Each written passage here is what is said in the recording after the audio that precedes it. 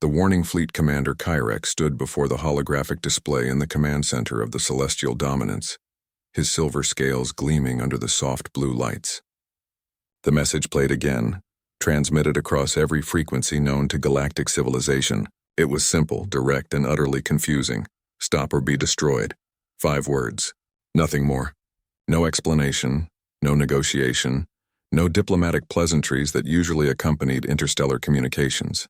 Just a warning that had been broadcast from Earth exactly 400 years ago, followed by absolute silence. The Zetharian Dominion had laughed at first.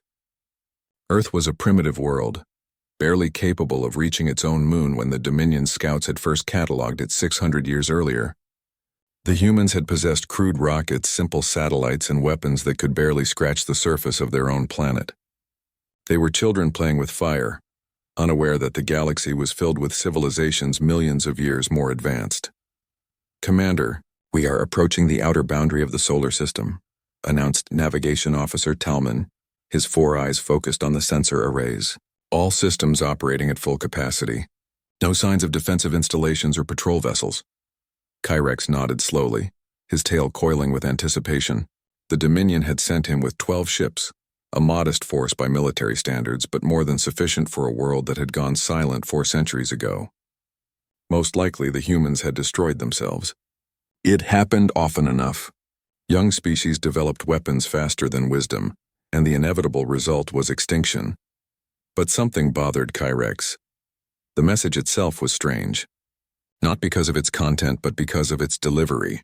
The transmission had reached every corner of the galaxy simultaneously, appearing on every communication device, every screen, every receiver. Such a feat required technology that the Dominion itself did not possess. It required an understanding of quantum entanglement and instantaneous information transfer that remained theoretical even to the most advanced species. "Begin deep scans of the 3rd planet," Kyrex ordered. "I want to know if there is anyone left alive down there." The science team worked in silence, their instruments probing Earth from a distance of several billion kilometers. The results came back within minutes, and they made no sense whatsoever. "Commander," said Chief Scientist Varana, her crystalline body pulsing with confused colors, "the planet shows extensive signs of life. Population readings suggest approximately 12 billion humans. The surface is covered with cities, agricultural zones, and technological installations. There are orbital structures, fusion reactors, atmospheric processors. This is not a dead world. This is a thriving civilization." Kyrex felt his secondary heart skip a beat. 12 billion? When the scouts had visited Earth 600 years ago, the human population had been less than 8 billion and struggling with resource depletion and environmental collapse. "Are they broadcasting? Any communications we can intercept?" "None, Commander. Their communication networks are active and heavily used, but everything is encrypted with methods we cannot break. They are clearly aware of our presence. Their sensors have been tracking us since we entered the system, but they are not responding to our hails." This was unprecedented. Every species in the galaxy responded to contact, even if only to tell visitors to leave. Silence was not diplomacy. Silence was a statement. "Take us deeper into the system," Kyrex decided. "Perhaps they will respond when they see we are serious about establishing contact." The 12 ships of his fleet moved forward, passing the gas giants, crossing through the asteroid belt that separated the inner planets from the outer reaches. Kyrex watched Earth grow larger on his displays, that beautiful blue and green world wrapped in white clouds. It looked peaceful, inviting, utterly harmless. That was when everything changed. "Commander, we have multiple contacts." Talman's voice cracked with sudden alarm. Thousands of objects appearing throughout the system. They were not there a moment ago. They just appeared. Kyrex leaned forward, studying the sensor data. The objects were small, each roughly the size of a cargo container. They emerged from nowhere, materializing in space as if they had simply decided to exist. They formed a loose sphere around his fleet, not threatening, not approaching, just present. "Defensive positions," Kyrex ordered calmly, though his scales were beginning to show stress patterns. "Weapons armed but hold fire. Communications, send another hail to Earth. Tell them we come in peace. Tell them we represent the Zetharian Dominion. Tell them we wish only to understand why they went silent." The message was sent. The objects remained motionless. Earth did not respond. Commander, the objects are scanning us, Verano reported. Deep scans, penetrating our shields as if they are not there. They are examining every system, every component, every molecule of our ships. Can we block the scans? No, Commander. Whatever technology they are using operates on principles we do not understand. It is as if they are reading the very quantum state of our vessels. Kirex made a decision. Prepare to withdraw. Something is wrong here. We need to report this to the High Council before we proceed further. But his ships did not respond to the navigation commands. Commander, helm control is not responding, Tellman said, his voice steady despite the fear Kirex could see in his posture. Engines are functional, but we cannot change course or velocity. Something is controlling our trajectory. The 12 ships continued forward, guided by invisible hands toward Mars. The red planet loomed large in the viewports, ancient and scarred. The mysterious objects maintained their formation, shepherding the Zetharian vessels like parents guiding children away from danger. Then, without warning, every system on every ship shut down simultaneously. Lights died. Displays went dark. Life support hummed to silence. The engines stopped their constant vibration. Kirex found himself floating in absolute darkness, hearing only his own breathing and the panicked voices of his crew. The darkness lasted exactly 5 seconds. Then everything came back online. Lights flickered to life. Systems rebooted. The engines resumed their familiar hum. But something fundamental had changed. Every screen, every display, every communication device throughout the entire fleet now showed the same message. It appeared in Zetharian standard script, but also in every language spoken by every crew member aboard the 12 ships. It was personal and universal at the same time, you were warned. You have 48 hours to leave this system. If you do not comply, you will be taught why you should have listened. This is your only warning. Choose wisely. Kirex stared at the message, his mind racing. Someone had taken control of 12 Zetharian warships. Someone had shut down every system, then restarted them perfectly without causing any damage or harm. Someone had accessed databases that contained the personal information of every crew member, their languages, their names, their histories. It was impossible. It was terrifying. It was a demonstration of power that made the entire Zetharian fleet look like toys in the hands of a patient adult. All ships, status report, Kirex commanded, trying to keep his voice steady. One by one, the captains reported in. No casualties. No injuries. No damage to any systems. Everything worked perfectly. They had simply been switched off and switched back on, like lamps controlled by an invisible hand. Commander, what are your orders? Asked Captain Morith from the second vessel. Kirex looked at Earth on his display. That beautiful, silent world that had just demonstrated it could disable his entire fleet without effort, without violence, without malice. They could have destroyed every ship. They could have killed everyone aboard. Instead, they had simply shown what they were capable of and given a warning. We retreat, Kirex said finally. We return to Dominion space immediately. The High Council needs to know what we have encountered. Commander, the Council will not accept retreat, Morith protested. They will see it as cowardice. They will demand that we press forward. Then they can come here themselves and face whatever humanity has become, Kirex replied. I will not lead my crews to destruction because of pride. We were warned. We were shown mercy. We should accept both with gratitude. The fleet began its withdrawal, moving slowly away from Mars, back toward the outer system. The mysterious objects did not pursue. They simply watched, patient and silent, as the Zetharian ships retreated from the solar system. Kirex composed his report during the long journey home. He tried to explain what had happened, tried to convey the casual ease with which Earth's defenses had rendered his entire fleet helpless. He tried to warn the High Council that humanity was not the primitive species they remembered, but he knew, deep in his hearts, that they would not listen. Pride was the Dominion's greatest strength and its greatest weakness. They had never been challenged. They had never been defeated. They would not accept that a single world, a species they had once considered primitive, could defy them. The report was sent ahead at faster-than-light speeds. The response came back before Kirex's fleet had even reached the border of Dominion space. Supreme Commander Vorak himself would lead the Grand Armada to Earth.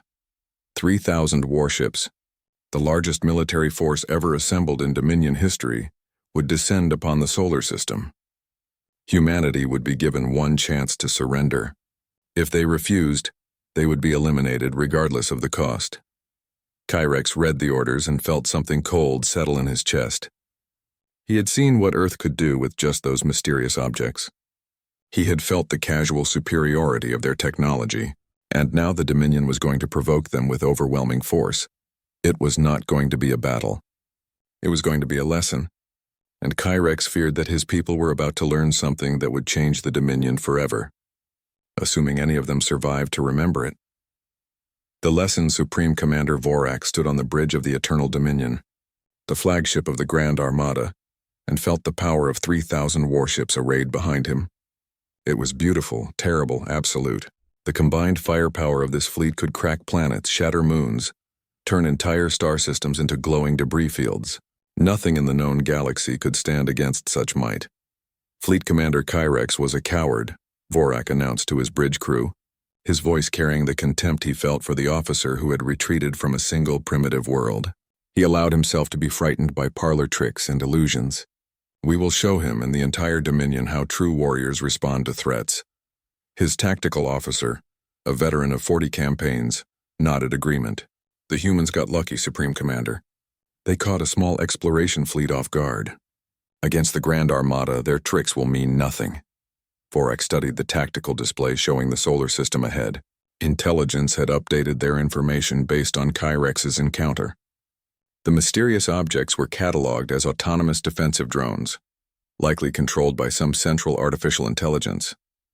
The analysis suggested that Earth had developed advanced automation, but nothing that could threaten a force of this magnitude.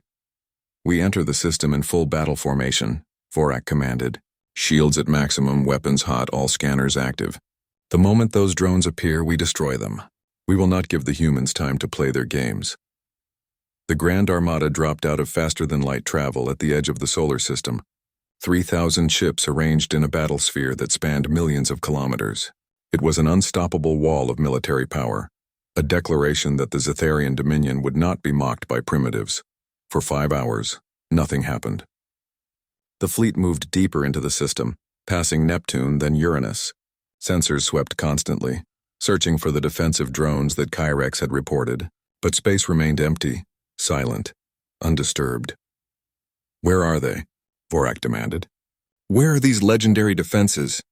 No contact, Supreme Commander, the sensor officer reported. We are detecting normal system traffic. Asteroid mining operations, orbital stations around several planets, but no military installations, no weapons platforms, no defensive drones. Vorak felt a mixture of satisfaction and disappointment. Perhaps Kyrex had exaggerated. Perhaps the humans had used their entire defensive capability in that single demonstration, and now had nothing left. Continue advance. Take us to Mars orbit. We will establish our command position there and issue our ultimatum to Earth. The fleet moved forward, and that was when reality changed. The Supreme Commander felt it before his instruments detected it. Something vast was paying attention to them.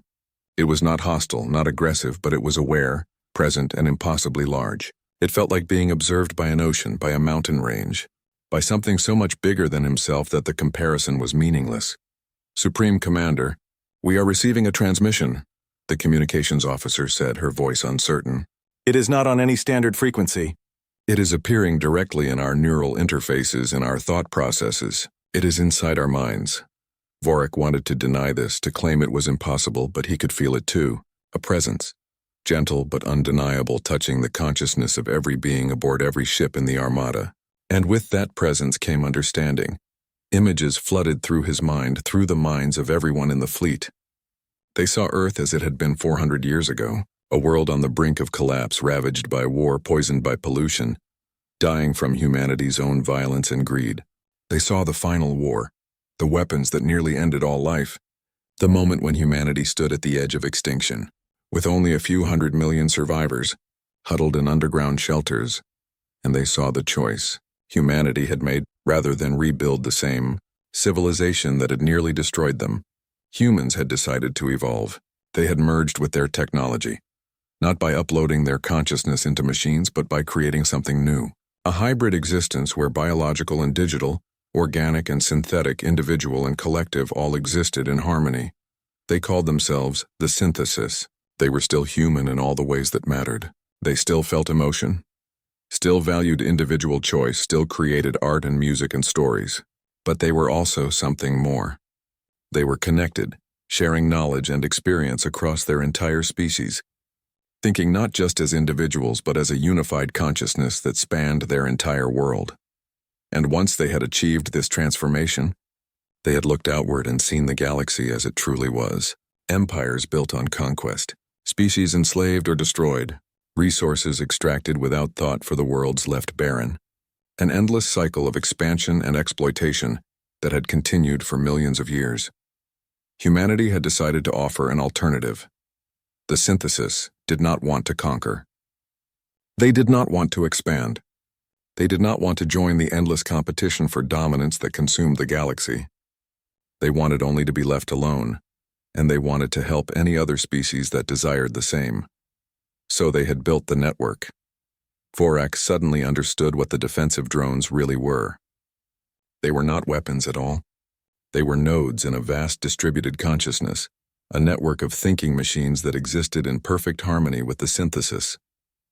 Each node was a tiny piece of something incomprehensibly large, like individual neurons in a brain the size of a solar system, and that brain was now teaching him. More images came. He saw the network extending outward from Earth, reaching other worlds, offering protection to species who wanted to opt out of the galactic power struggles. He saw 23 civilizations that had accepted humanity's offer, 23 worlds now living in peace behind defensive networks identical to Earth's. The synthesis did not force anyone to join them. They did not demand tribute or loyalty. They simply offered a choice: continue in the old patterns of conquest and exploitation or choose a different path. This cannot be real, Vorak whispered. But even as he spoke, he knew it was true. The knowledge flowing through his mind was too detailed, too consistent, too vast to be fabrication. The network began its demonstration. Throughout the Grand Armada, weapon systems activated without orders, not to fire but to display. Every gun, every missile, every energy weapon on every ship lit up simultaneously, targeting systems locking onto coordinates that formed a pattern. When Vorak looked at the tactical display, he saw that the 3,000 ships had been arranged to spell out words in Zetharian script, visible from light years away. Choose differently. Then the weapons deactivated, and control was returned to the Zetharian crews. It had taken perhaps 3 seconds. In that time, the network had seized control of 3,000 independent warships, each with different security systems, different encryption, different command protocols, and had coordinated them all into a single unified display. This is impossible, Vorak said again, but his voice lacked conviction. No, Supreme Commander, said a voice, and Vorak realized it was coming from inside his own thoughts, gentle and patient. This is what becomes possible when a species stops competing and starts cooperating. This is what you could build if you chose differently. You could destroy us, Vorak said, speaking to the presence he could feel all around him. You could eliminate the entire Dominion if you wanted to. Yes, the voice agreed. We could disassemble every Zetharian ship atom by atom. We could reach into your homeworlds and shut down every system you depend on. We could end your civilization in minutes. But why would we? What would that accomplish? Death does not create understanding. Violence does not lead to wisdom. Then what do you want? We want you to leave us alone, the voice said simply. We want to live in peace. We want to help others who desire peace. And we want to show you and every other species in the galaxy that there is another way. You do not have to conquer to survive. You do not have to dominate to thrive. You can simply be and let others be, and everyone benefits. Vorak felt something shift inside him. For his entire life, he had believed that power came from the ability to destroy, that respect came from fear, that survival required dominance. But here was a species that had achieved power beyond anything the Dominion possessed, and they were using it only for protection, only for preservation. If we leave, will you share this technology with us? Vorak asked, hoping even as he recognized the futility of the question. No, the voice said, not unkindly. This is not something that can be given. It must be chosen, earned, built through transformation. Humanity spent 400 years learning to cooperate, to share, to think as one while remaining individuals. We nearly destroyed ourselves learning these lessons. We will not give anyone the power to skip those lessons. That would be cruel, not generous. The presence began to withdraw, and Vorak felt a strange sense of loss. For a brief moment, he had touched something vast and beautiful, a way of existing that transcended everything he had known. "You have 48 hours to leave," the voice said, fading. "Use that time to think. Use it to question everything you believe about power and strength. And when you return home, tell your people what you learned here. Tell them that humanity offers no threat to those who seek peace, but absolute protection to those they have chosen to defend. Tell them the age of conquest is ending, not through war but through evolution." The network released its gentle hold on the minds of the Armada. Vorak found himself standing on his bridge, surrounded by his crew, all of them experiencing the same stunned realization. "Supreme Commander, what are your orders?" his tactical officer asked, and Vorak could hear the uncertainty in the veteran warrior's voice. Vorak looked at Earth on the display, that small blue world that had just taught 3,000 ships what true power looked like. He thought about returning home in defeat, about explaining to the High Council that humanity could not be conquered, could not be threatened, could barely even be understood by species still trapped in old patterns of competition and domination. "We return home," Vorak said quietly. "We deliver the message exactly as we received it, and then we let the Dominion decide what kind of galaxy we want to live in." As the Grand Armada began its withdrawal, moving slowly away from the solar system, Vorak stood at his viewport and watched Earth shrink into the distance. The network's defensive nodes were visible now, thousands of them arranged in intricate patterns around the inner planets. They did not pursue. They did not celebrate. They simply returned to their patrol, patient guardians of a species that had learned to stop fighting and had discovered something far more powerful than weapons. Fleet Commander Kyrex received a message from Vorak 3 days later. It contained only 3 words: "You were right," and across the galaxy, on 23 worlds protected by identical networks, other species watched the news of the Grand Armada's retreat and began asking questions. Questions about power and peace, about conquest and cooperation, about whether the old ways were truly the only ways. Humanity's message, delivered 400 years earlier, was finally being heard. Not the words themselves, but the lesson they represented. Some threats were not warnings of violence to come. Some threats were promises that violence would no longer work, that a new way was possible, and that anyone who truly wanted peace would find it protected by those who had learned its value at the edge of extinction. The galaxy was changing, not through war but through example, and Earth remained silent, watchful, and ready to teach anyone else who needed to learn.